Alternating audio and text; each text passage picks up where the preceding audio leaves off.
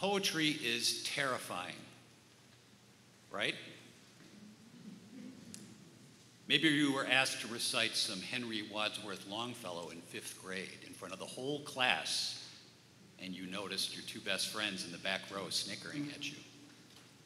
Or maybe you in college had to write a report on Allen Ginsberg, and you read his poetry and read his poetry some more. And the only thing you really were able to figure out about Allen Ginsberg was that he liked to get high. And you know, Paul, then there's teachers who emphasize vocabulary like alliteration, sonnet, iambic, pentameter, villanelle. All of this can distract us from the delight or the mystery or the story that the poem is offering us. And you know what?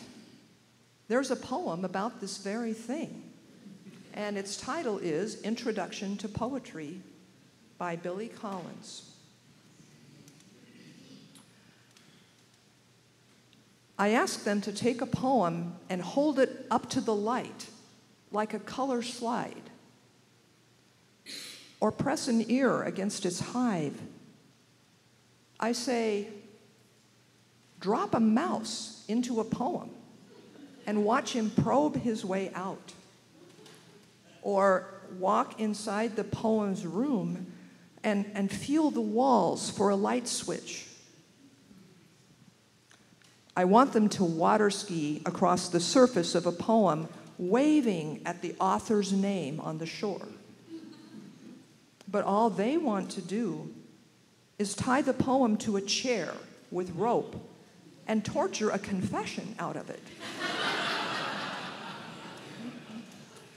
They begin beating it with a hose to find out what it really means. So Billy Collins assures us that poetry doesn't have to be academic or difficult or just plain incomprehensible or crazy. This morning, Paul and I will share our love of and fascination with poetry. Whether you are a regular poetry reader or someone who really doesn't see the point of it, we hope you'll find new ways to connect with poetry after we're done. I have an evolving relationship with poetry. I studied literature in college, but stayed away from poetry classes and even reading poetry. Later in life, however, that changed. About 5 years ago, during a particularly challenging time, I started the practice of getting up early and reading and sitting with a single poem for 20 minutes or so every morning. Surprisingly, this practice brought me joy, comfort, and in a strange way, companionship. And poetry became more of my day-to-day than it had been before. I came to poetry through my dad. My dad loved poetry and read poems to me when I was young, not just children's rhymes, but adult poems. One of Dad's favorites was The Solitary Reaper by William Wordsworth. Maybe he liked it because Dad grew up plowing with horses on a subsistence farm in northern Indiana. Another of my dad's favorites was The Rubaiyat of Omar Khayyam. The mysterious title fascinated me, and the book itself that he had was tiny. It was a 4 by 6 inches Armed Services edition. It had been distributed to my dad when he was a soldier in World War II. I imagine Dad carried the Rubaiyat into battle in his cargo pocket. So that's how we came to love poetry. But why talk about it now? Why share it with all of you? Why put it forward as something as a spiritual practice? Why poetry? Why now? We think poetry is particularly important today because it is slow, and we live in fast times. Our attention spans have been whittled down over the years with technology and habits that make life whiz by in a blur. Poetry isn't about speed or getting the gist of something. It's not about LOLs or OMGs. It demands that we consider it word by word by word, and it rewards us for that attention. In a terrific book by Matthew Zapruder, he explains the value of the slow read. Matthew Zapruder says, "I have a tendency to want to race through things, to get to the point or to the end, to find out who the murderer was or what the key points are. But you can't read poetry that way.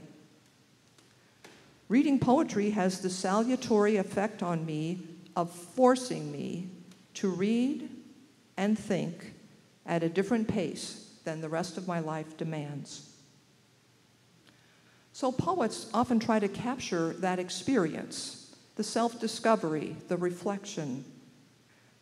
They're striving for this different pace that goes with the solitude of nature, the clarity of stillness and silence. In just 5 lines, Mary Oliver captures the urgency we feel sometimes to claim time for reflection and self-discovery. Her poem is titled "The Old Poets of China." Wherever I am, the world comes after me. It offers me its busyness. It does not believe that I do not want it. Now I understand why the old poets of China went so high and so far into the mountains, then crept into the pale mist. It's only by slowing down that we can zero in on what poetry has to offer. Insight, rich imagery that helps us see the world in new ways, the music of language, and life's challenges. For poetry doesn't always offer comfort and good feeling. It digs deep, and it encourages us to dig deep, and often poses questions that might remain unanswered. When it lets us sit with those unanswered questions, I think that's when poetry is at its most spiritual. We're going to share some of the ways that poetry can be a part of a spiritual practice that can enrich our lives. So, what can poetry do? First, poetry captures the past. It can help us mourn and remember. Poetry has always been about remembering. The first poems, in fact, existed before written language. Thousands of years ago, our ancestors realized that putting a story into a rhythm, a meter, and a rhyme scheme helps lodge it in the brain. It helps us remember. And remembering need not just be a reminder of someone who lived or something that happened. When a good poem remembers, it offers insight and empathy, and perhaps a communion with another person whose memories might just intersect with yours. In her poem, Before, the current U.S. Poet Laureate, Ada Limon, mourns her parents' divorce, but does so by celebrating a very precise memory, writing on her father's Harley. We all know about Harleys, right? But later in her life, the road they shared becomes the road that separates them. Before. No shoes and a glossy red helmet, I rode on the back of my dad's Harley at 7 years old. Before the divorce, before the new apartment, before the new marriage, before the apple tree, before the ceramics in the garbage, before the dog's chain, before the koi were all eaten by the crane. Before the road between us, there was the road beneath us, and I was just big enough not to let go. Heno Road, creek just below, rough wind, chicken legs, and I never knew survival was like that. If you live, you look back and beg for it again. The hazardous bliss before you would know what you would miss.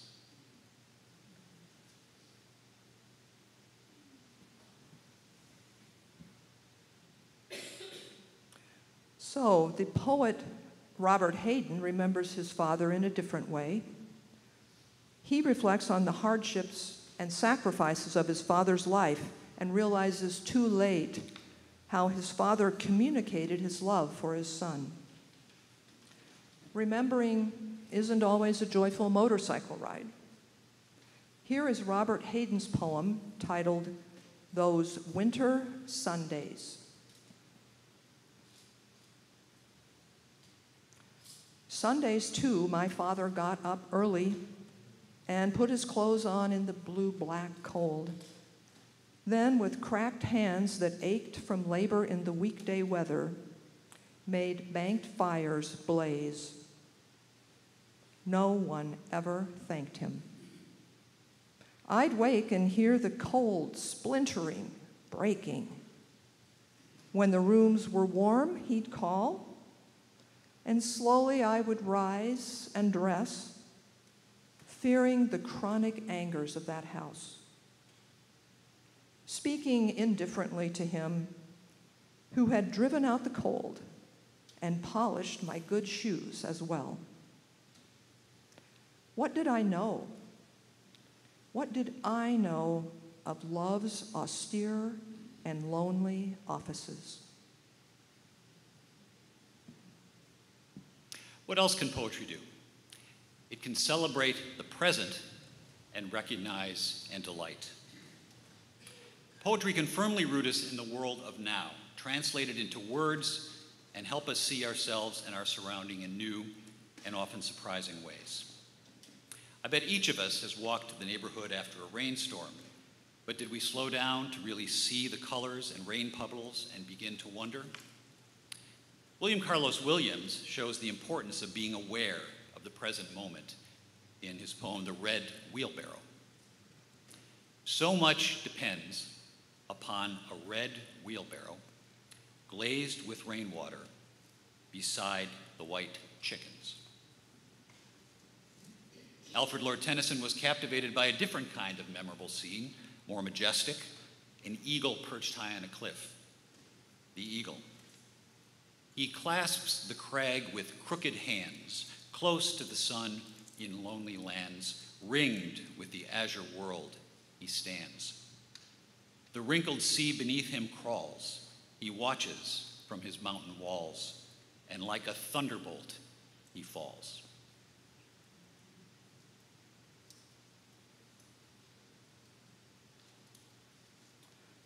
Poems encourage us to see the world in its fullness, joy and tragedy, the mundane and the transcendent, and to enrich our understanding of the world by digging into complexity. Jane Hirshfield is one of my favorite poets, and she also writes about poetry and its place in the world. Like Joni Mitchell, she wants us to look at life from both sides, or even a multitude of sides. Jane Hirshfield says, quote, "It's my nature as a poet to question, to look at the opposite side. I believe that the best writing does this.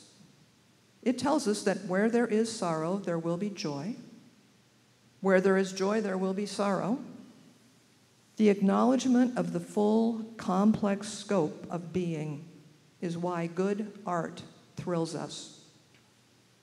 Acknowledging the fullness of things is our human task. Maybe, like me, you get overwhelmed, exhausted with the ongoing, conflicting demands for our attention, the push and pull, the almost absurd mix of everyday joys against global tragedies. Clint Smith has written a poem about this entitled All at Once. The poem goes back and forth, contrasting and capturing the dynamic of the 21st century. Here is part of his poem.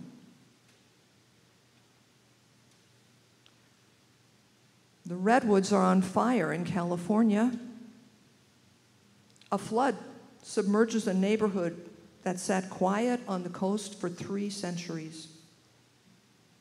A child takes their first steps and tumbles into a father's arms. Two people in New Orleans fall in love under an oak tree whose branches bend like sorrow. A forest of seeds are planted in new soil. A glacier melts into the ocean and the sea climbs closer to the land. A man comes home from war and holds his son for the first time.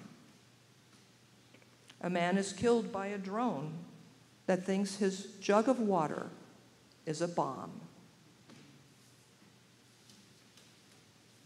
And sometimes poetry can celebrate the simple stuff of real life, elevating mundane moments.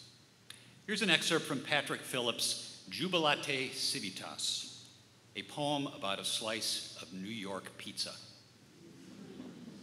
I will consider a slice of pizza. For rare among pleasures in Gotham, it is both exquisite and blessedly cheap. For its warmth is embracing, its smell the quintessence of hope. For its makers speak many tongues. For they smile at each other's jokes, grasping great handfuls of cheese. For their corded forearms reach deep into the oven with a long-handled paddle, giving each pie with a flick its requisite spin. For heat bubbles and blisters and browns the miraculous crust. For time passes slowly, awaiting a slice, and reminds us how sweet it is to be alive at this moment on earth. For you can fold it in half like a taco and eat it while standing or driving or walking and working your phone.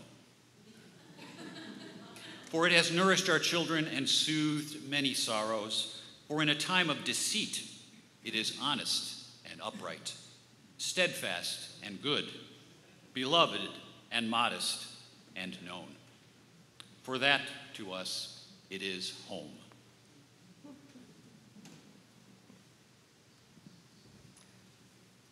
Poetry celebrates rhymes and rhythms and sounds just for their own sake, just for fun. There's a lot of silliness and puns to be found in poetry. Think of one we probably all learned about as a child, the limerick. There was an old man of Blackheath who sat on his set of false teeth. Said he with a start, "Oh Lord, bless my heart, I have bitten myself underneath."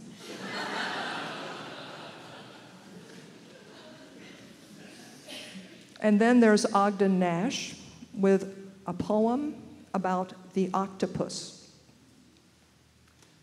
Tell me, O octopus, I begs, is those things arms or is they legs? I marvel at thee, octopus. If I were thou, I'd call me us. So finally, after the past and the present, poetry also looks to the future. It can inspire us, activate us. It can remind us of the tasks ahead. It helps us think of our own lives as part of a web that can vibrate and change, even with the slightest gesture. Poetry does this first and foremost by simply capturing the beauty of the world. Poetry can help us connect with the world by opening our senses to the sweet aroma of a bag of fresh roadside peaches, or to the glory of an eagle perched high above us. Poetry can help us hold on tight to everything around us to keep us infatuated with the world.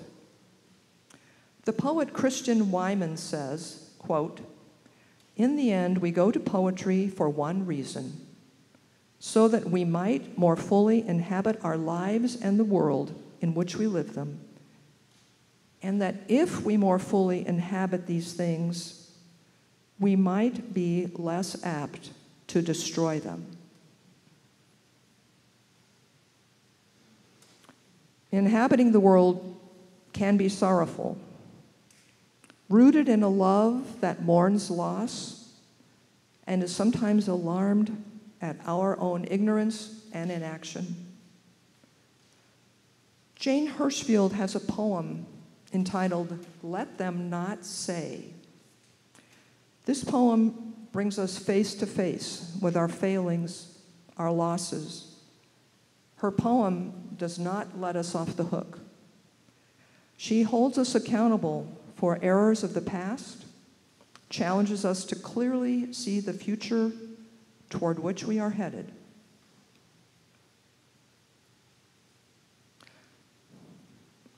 Let them not say. Let them not say, "We did not see it. We saw." Let them not say, "We did not hear it. We heard." Let them not say, "They did not taste it. We ate. We trembled." Let them not say, "It was not spoken, not written." We spoke. We witnessed with voices and hands. Let them not say, "They did nothing." We did not enough. Let them say, as they must say something, "A kerosene beauty. It burned." Let them say, "We warmed ourselves by it, read by its light, praised, and it burned." As Hirshfield said in an interview, "We will not save the earth and all the things upon it because it is a good idea. We will save this earth and its beings because we love it."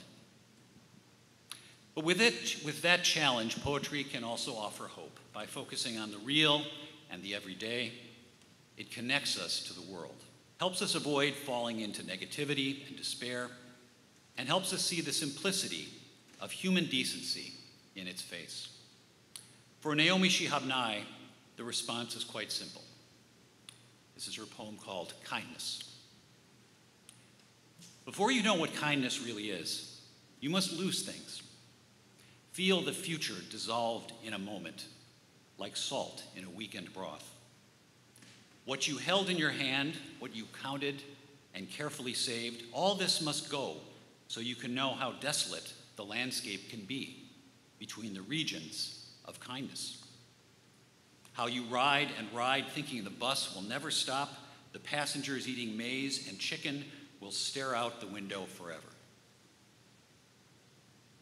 Before you learn the tender gravity of kindness, you must travel where the Indian in the white poncho lies dead by the side of the road.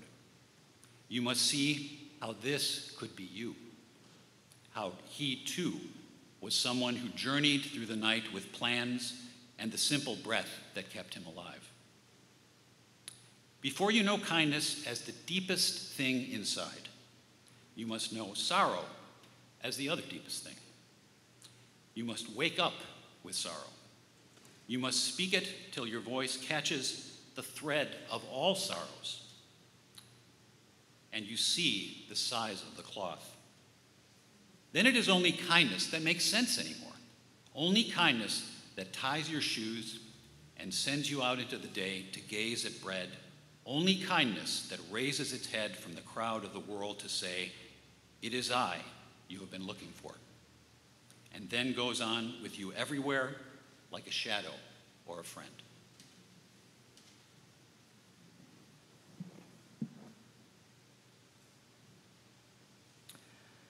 As Naomi Shihab Nye's words suggest, poetry can offer solace and reassurance.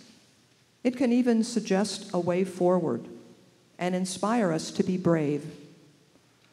One of my favorite poems along this line is by Gary Snyder.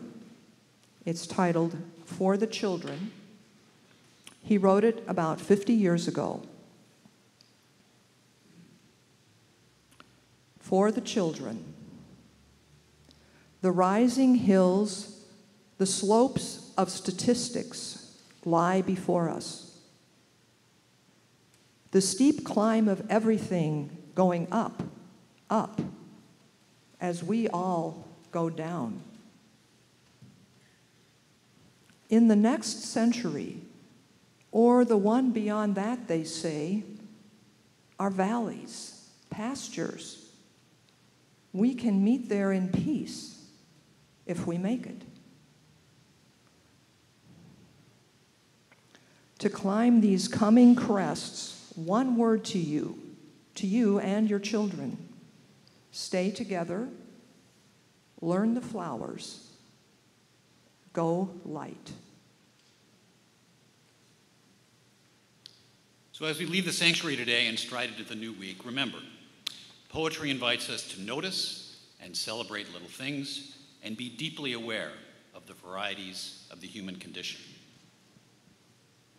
A poem can embrace our grief, explore a mystical vision, laugh at an octopus, celebrate a ripe peach, and speak frankly of tragic wrongdoing.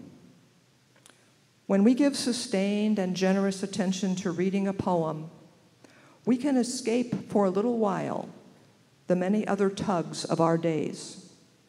So we invite you to read a poem when you want to slow down, remember the past, process grief, and encounter hope, or to find a companion for your unanswered questions. Be challenged by truth and inspired to action. May it be so.